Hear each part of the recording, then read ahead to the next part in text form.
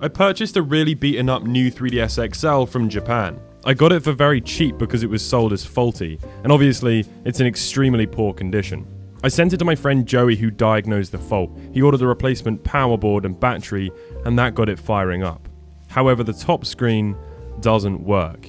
Replacing the screen is a nasty job, since it requires dismantling the entire unit, and it just so happens that the new 3DS XL is one of Nintendo's most complicated devices to dismantle. I'm also going to be software and hardware modding this thing to make it the ultimate new 3DS XL. It's going to need a lot of work, but I'm up for a challenge.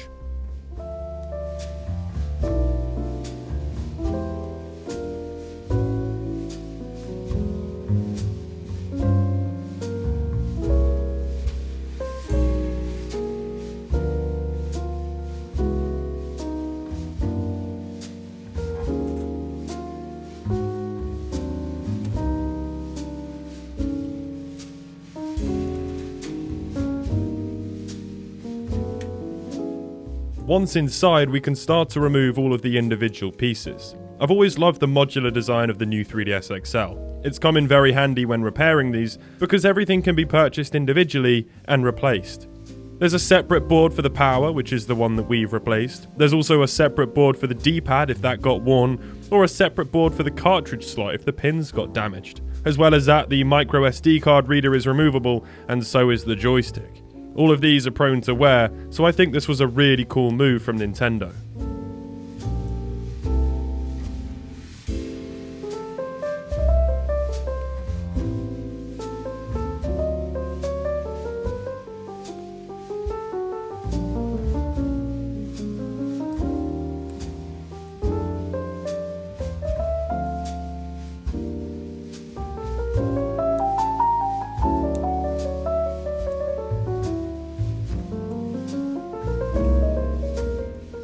With all of that unplugged, I can hinge out the main board. This is obviously the most expensive component inside these devices, so fortunately, ours is in good condition. However, I'll be soldering some tiny little bits to that later, so it might not stay that way. Then we can remove the final pieces from the bottom half, and we can turn our attention to the top half, which is an absolute nightmare.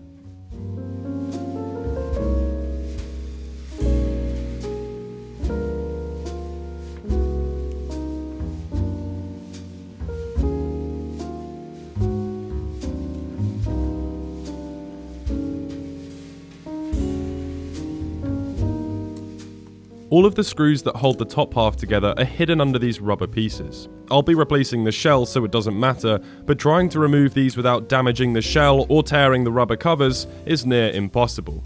I've managed to get the hang of it, but my thoughts go out to all who have tried and failed. With all of those removed, I can slide the top cover off and get inside. There's two boards holding the different sliders down, and once everything is free, I can then wrestle out the hinge. There's a reason this is known as the hardest Nintendo device to work on, and this is it.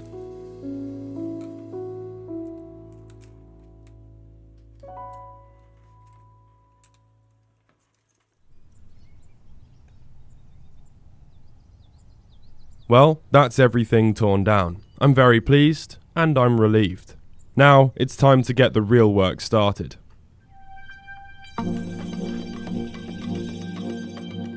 I ordered a new top screen and replacement shell from China, and I reached out to Neil from 3dscapture.com, and he very kindly agreed to send me one of his capture kits for this video.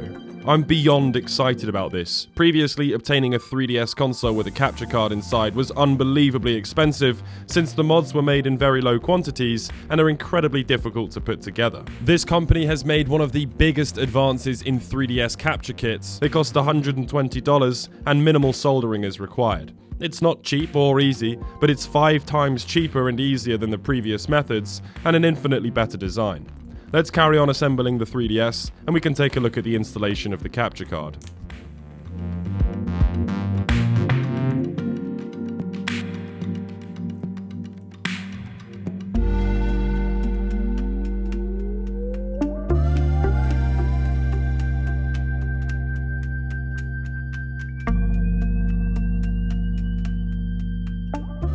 The mod contains a board and 3 ribbon cables. The first part of this installation is going to be cutting up the shell to fit the board and expose the USB-C port. This is very tedious, but Loopy Mods has a great guide for the installation which I will link below. The hardest part is making the USB-C port look clean, but that was easily my favourite part.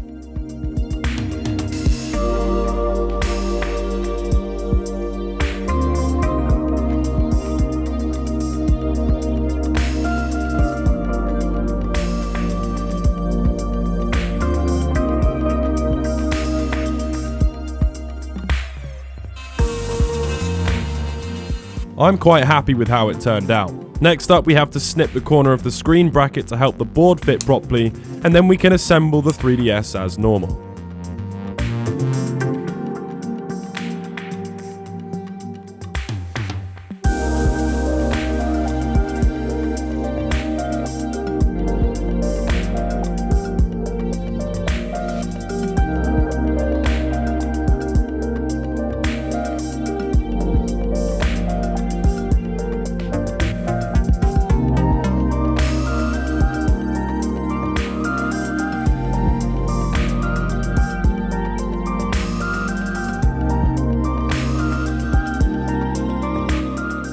There are 2 ribbon cables which intercept the display signals for the top and bottom screens.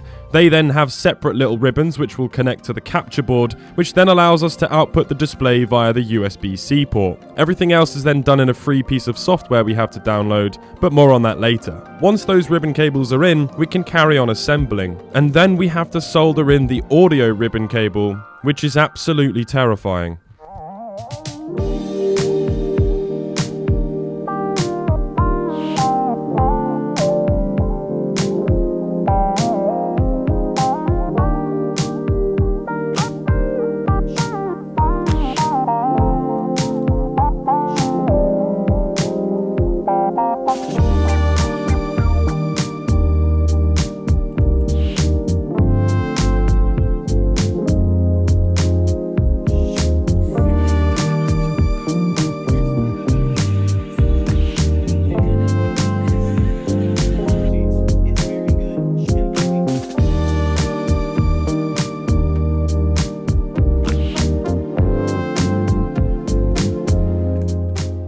The audio ribbon cable is soldered to a bunch of tiny pads below the micro SD card slot. You have to tin up the pads and then solder through the eyelets in the ribbon cable. It is a really tricky process, but if you take your time and use plenty of flux, it's certainly doable.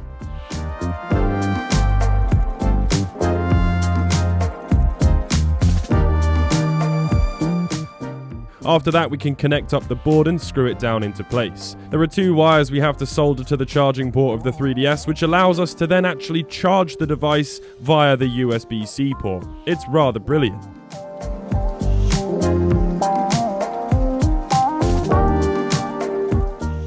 With that, we can finally close up the unit and add the finishing touches.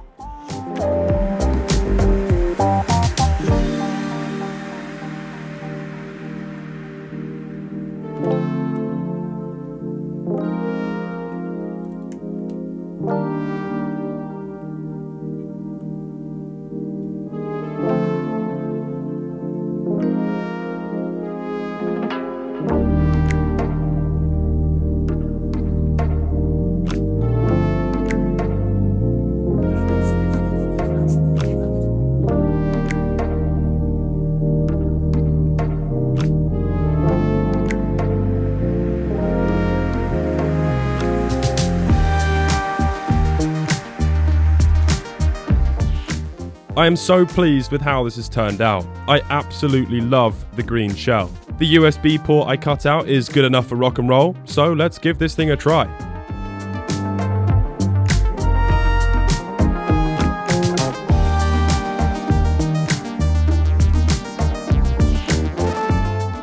The new top screen we installed works, but unfortunately mine has arrived faulty. So I'm going to have to take the whole thing apart and install a new one, which I'm really excited about. Once we open up the software, it immediately detects the new 3DS and shows the displays. Using another piece of software like OBS allows you to live stream or record, which is going to be really handy for me. The final thing to sort out is making the 3DS region free. Since I bought this from Japan, it only plays Japanese 3DS games, which is pretty useless. Luckily, installing custom firmware onto this thing is really simple. You just have to follow a decent guide. You don't even have to install anything else. You can if you want to change the language and customize it more, but just the basic homebrew unlocks the region fully, and so now I can play my English 3DS games.